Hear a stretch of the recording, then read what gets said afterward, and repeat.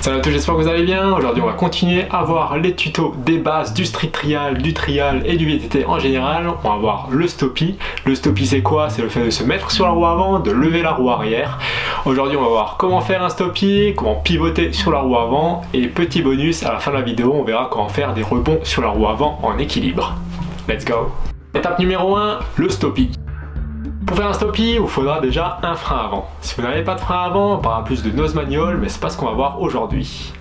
Le but du stoppie va être de faire basculer son centre de gravité vers l'avant pour pouvoir faire lever la roue arrière. Pour cela, on va arriver à une faible vitesse, une vitesse où vous vous sentez à l'aise, pas besoin de venir super vite, ce n'est pas la vitesse qui va faire lever votre roue arrière si votre geste est bon. On va alors préparer une impulsion, se mettre légèrement en arrière, freiner du frein avant et se jeter en avant. La roue arrière va alors décoller. L'astuce pour faire décoller la roue arrière sera de voir votre poste de pilotage comme un levier. Vous allez alors faire basculer votre vélo autour de l'axe de la roue avant. Il faudra alors pousser plus votre guidon vers l'avant pour pouvoir faire basculer le point plutôt que mettre tout votre poids sur le guidon, sur vos bras et pousser ainsi vers le bas. C'est d'ailleurs une des erreurs fréquentes lors de l'apprentissage du stoppie, c'est de se jeter en avant, mettre tout son poids sur ses bras et ainsi pousser en fait son guidon vers le bas. Ça ne fera pas basculer le vélo, la roue arrière ne décollera pas très haut. Il faudra au contraire pousser fort sur le guidon pour pouvoir faire basculer le vélo et lever la roue arrière bien plus haut. En résumé, on va donc arriver avec une faible vitesse, on va freiner du frein avant, se jeter en avant, pousser avec les bras vers l'avant et à ce moment-là, on va plier les jambes. Le fait de plier les jambes permettra de laisser de la place pour faire monter la roue arrière et de garder votre corps plus en arrière pour pouvoir avoir plus de contrôle lors du geste. Plus vous plierez les jambes et plus votre roue arrière pourra monter haut. Le fait d'être à une faible vitesse vous permettra d'avoir plus de contrôle lors du geste, ainsi si vous basculez trop en avant, vous pourrez facilement lâcher un pied pour pouvoir vous rattraper. Avec de la vitesse, c'est moins évident. Une fois que votre roue arrière aura atteint son apogée, elle va commencer à redescendre. Là, vous pouvez retendre vos jambes pour pouvoir préparer l'impact au sol. Lorsque la roue touchera le sol, il faudra amortir avec les jambes, avec les bras pour pouvoir amortir le choc et avoir un geste fluide. Essayez dans la mesure du possible d'être détendu tout au long du geste, ça vous permettra d'éviter de vous crisper et de partir à droite ou à gauche. Plus vous serez détendu et plus il sera facile de rattraper les déséquilibres, que ce soit vers la droite ou vers la gauche. Avec ces petites astuces et un peu d'entraînement, vous serez capable de faire des beaux stoppies. Il sera alors temps de passer à l'étape 2 qui sera de pivoter sur la roue avant. Étape numéro 2, pivoter sur la roue avant. Maintenant que le stoppie n'a plus aucun secret pour vous, on va voir comment décaler sa roue arrière et comment faire pivoter son vélo. Alors pour cela, on va arriver avec une faible vitesse ou commencer carrément le geste à l'arrêt en équilibre. On va alors se mettre en arrière pour préparer une impulsion. Là, je vais tourner le guidon d'un côté, créer un déséquilibre vers un des côtés et le but ici, c'est de rattraper ce déséquilibre en déplaçant sa roue arrière. Je vais alors donner une impulsion en donnant un coup de bassin vers le côté où je vais déplacer ma roue arrière. La roue arrière va alors se lever. Pendant que la roue arrière monte, je vais plier mes genoux pour pouvoir faire monter la roue arrière plus haut et déplacer plus facilement mon vélo. Le but sera de ramener le vélo sous son corps pour pouvoir aligner la roue avant avec le cadre.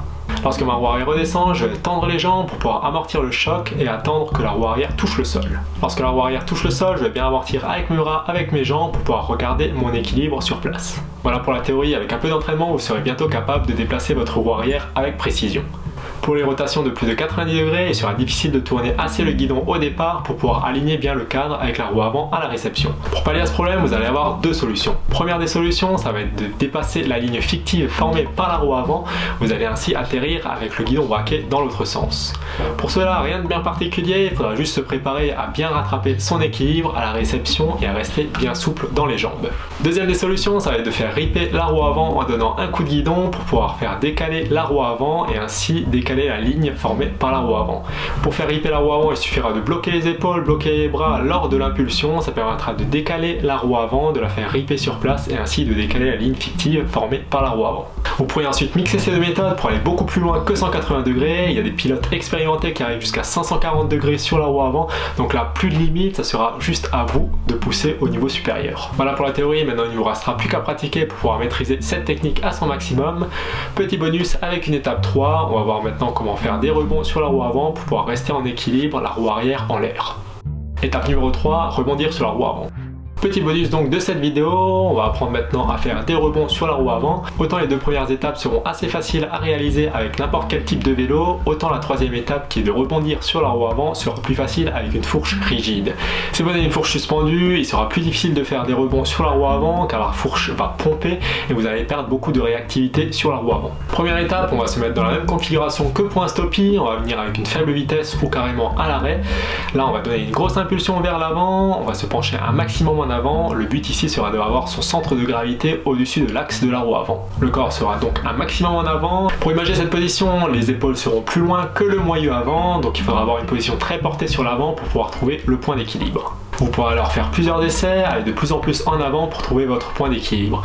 Si vous allez trop en avant, lâchez un pied pour pouvoir éviter la chute. Une fois que vous aurez trouvé votre point d'équilibre, il s'agira de faire 2 petits bonds sur la roue avant pour pouvoir le garder le plus longtemps possible. Vous allez alors gripper le pédale vers l'arrière et tirer sur les bras pour faire 2 petits bonds qui vous serviront à rattraper votre équilibre sur la roue avant. Rien de plus compliqué, avec un peu d'entraînement, vous allez pouvoir garder votre équilibre de plus en plus longtemps et aller à votre zone d'équilibre de plus en plus facilement. Petite variante lors des rebonds sur la roue avant, vous pouvez faire tourner votre vélo. Pour cela, rien de plus simple, il suffira de créer un déséquilibre vers l'un des côtés et ensuite le rattraper avec le bond. Vous serez ensuite capable de faire plusieurs tours d'affilée sans aucun problème. Voilà pour une petite astuce pour apprendre le stoppie, pour apprendre à décaler sa roue arrière ou pour apprendre les rebonds sur la roue avant. J'espère que cette vidéo vous aura plu, n'hésitez pas à me dire ce que vous en avez pensé dans les commentaires juste en dessous. Vous pouvez également mettre un like si elle vous a plu, vous abonner sur la chaîne et on se retrouve bientôt pour une prochaine vidéo. Allez, salut!